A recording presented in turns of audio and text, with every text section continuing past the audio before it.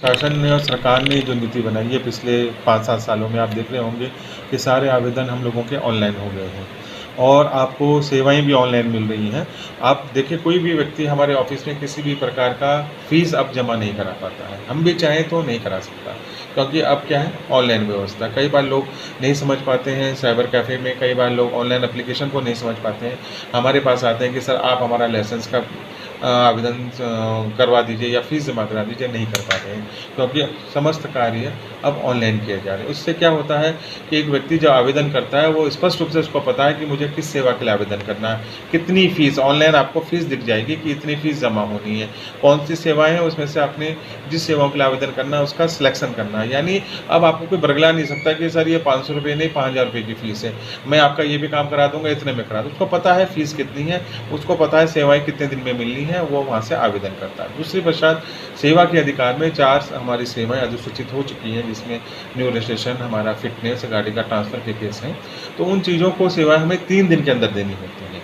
तो अगर आपने ऑनलाइन आवेदन किया है, प्रथम चरण आपका ऑनलाइन आवेदन, समस्त कागज़ पूर्ण हो गए हैं, फ़ीस आपने जमा कर दी है। सेकंड स्टेप में आप ऑफ़िस आएँगे और हमारे यहाँ उसकी स्क्रूटनी होनी है। जब स्क्रूटनी होके ये क्लियर हो जाता है कि आपके सारे कागज़ ओके हैं, तो हम इन्वर्ट कर देते हैं। आपकी एप्लीकेशन एक प्रकार से स्वीकृत हो गई है, हमारे स्तर पे कार्य करने के लिए पेंडिंग हो गई है, समस्त औपचारिकताओं को पूर्ण करने के बाद।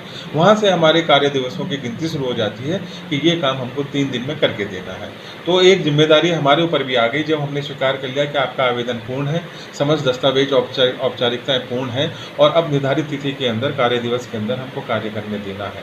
अब हमने वो 3 दिन के अंदर आपको एक काउंटर बना रखा है अलग से, और वहाँ से हम आपको सेवा दे देते हैं। अब प्रयास क्या है हमारा कि इसमें निरंतरता बढ़ाए रखें और इसको सुनिश्चित करें कि 3 दिन के अंदर।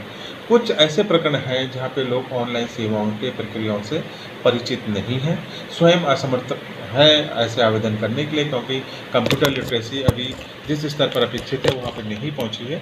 तो इसका लाभ कोई अन्य लोग ले पाते हैं। कई बार उन लोगों को भरमा देते हैं कि हम करेंगे, हम आपका कार्य करवा देंगे, लेकिन आपको जो प्रक्रिया मैंने बताई ये बिल्कुल फ्री एंड फ्लो प्रक्रिया है। इसमें कोई भी व्यक्ति अगर आवेदन कर पा रहा है तो उसको एक निश्चित कार्य दिवस के अंदर सेवा देना हमारी जिम्मेदारी है, जो हम कर रहे हैं। इसका एक उदाहरण मैं देता हूँ कि सेवा के अधिकार में पिछले 3 साल से हमारी कोई कंप्लेंट नहीं है।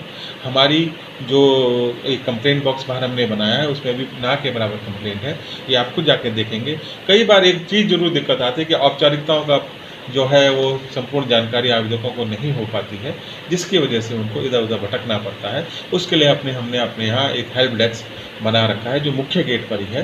आपके माध्यम से मैं निवेदन करता हूँ सभी जनताओं से कि हमारे हेल्प डेस्क जो सुविधा हमने मुख्य गेट के पास ही दे रखी है, उसका पूछताछ के रूप में और मदद के रूप में पूरा सहयोग प्राप्त कीजिए।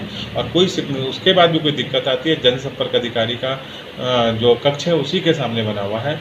उसके बाद भी कोई दिक्कत आती है तो ARTO एडमिनिस्ट्रेशन नीचे बैठते हैं और मैं ऊपर प्रथम मंजिल में बैठता हूँ। मेरे पास भी आप अपने किसी प्रकार की कठिनाई का, समस्याओं का प्रकरण ला सकते हैं। तो ये प्रयास है हमारे परिवहन विभाग का कि आम जनता को हम लोग सेवाएं निरंतर और सुलभ सेवाएं दे सकें।